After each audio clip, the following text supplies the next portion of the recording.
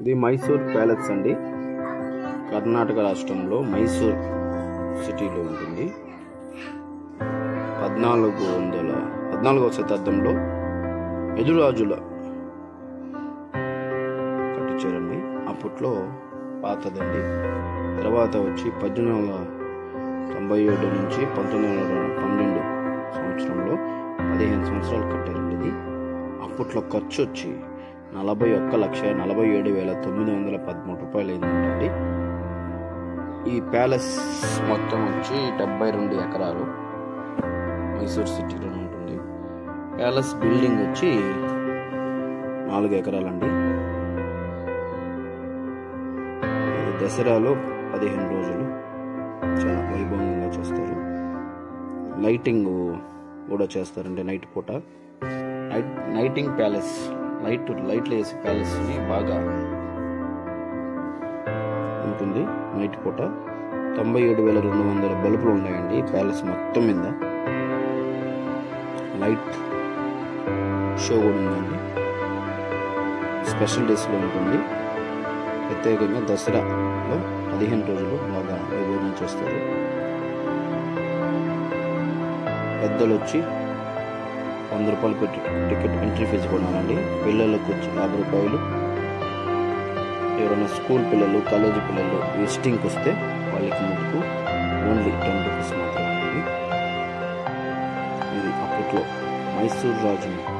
మైసూర్ని పాలించిన వడ్డీ రాజులు అనే రాజు ఆ కాలంలో మైసూర్ని పరిపాలిస్తున్నాడండి. అప్పట్లో ఇది మైసూర్ రాజధానిగా ఉంది. చాలా అందంగా ఉంటుందండి ఇది.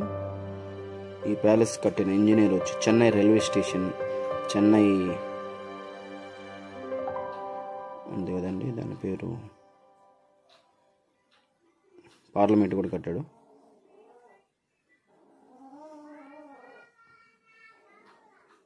దీని పేరు మైసూర్ ప్యాలెస్ కాదండి. అప్పట్లో అంబా విలాస్ అంటారు దీన్ని. క్రమేణా అది మైసూర్ ప్యాలెస్ అంటున్నారు. మైసూర్ ప్యాలెస్ అమ్మవారు ఊరేగిస్తారండి. దసరా టైంలో మైసూర్ చాముండేశ్వరి అమ్మవారు శక్తిపీఠం అమ్మవారు ఈ 3వ గేట్ నుంచి లోపలికి వస్తుందండి. చాలా వైభవంగా చేస్తారు అమ్మవారి ఉత్సవాలు కూడా. దసరా టైంలో బాగుంటుందండి. ఇది ఇండియాలోనే 2వ కట్టడాల్లో ఫస్ట్ కట్టడం ఇది ముందుగా తాజ్మహల్ తర్వాత ఎక్కువ మంది విజిటింగ్ చేసేది ఈ ప్యాలెస్ ఏనండి. చాలా అందంగా ఉందండి. లోపల చాలా అందంగా ఉంటుందండి. నేను లోపలికి వెళ్ళలేదు. ఈసారి వెళ్ళినప్పుడు లోపల వాళ్ళ చైర్స్, వాళ్ళ వాడిన సామాన్లు అవి అన్నీ చూడొచ్చు. ఈసారి వెళ్ళినప్పుడు తప్పకుండా